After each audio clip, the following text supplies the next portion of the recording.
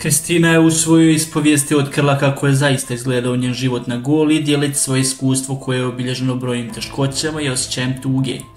Na početku je vjerovala u ljubav i zajedničku budućnost sa partnerom koji je uvjeravao da želi porodicu, djecu i zajednički život. Uz te nade odlučila da se preseli kod njega, ali su stvari ubrzo promijenile. Golija sa svojim surovim zimama i ogromnim snjegovima koji su dostizali visinu do 4 metra postala je za Kristinu pravo iskušenje. Dok je njen partner uživao u snimanju za televiziju, Kristina se osjećala neprijatno i nerado je pristajala na to, ali je bila primorana. On je koristio te snimke kako bi prikupio novac i donacije od dobrih ljudi koji su željeli da pomognu, ali taj novac, kako tvrdi Kristina, nije koristio za ono za što je bio namijenjen. On je volio i htio da se snima za televiziju.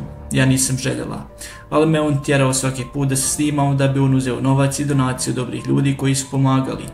I taj novac je trošio samo na sebe, iako su ljudi to slali za Jovana, za naše dijete, priča Kristina, otkrivajući kako se osjećala iskorišćenom i prevarenom. Jedna od najtežih stvari u njenom životu na Goli bila je bolest njihovog djeteta. Kristina je ispričala kako njen sin morao biti odveden kod ljekara u Sarajevo, ali čak i tada njen partner je prvo razmišljao o novcu. Kristina je morala da moli i plaća kako bi se obezbijedio odlazak kod ljekara, a iako priznaje da njen partner ponekad doprinosio, njegov prioritet nikada nije bilo zdravlje djeteta.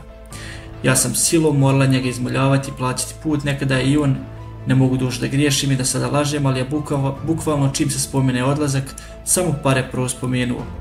Ništa dijete, ništa bolesno. Dijete je bilo u Sarajevu u bolnici, a 2 ostalo živo.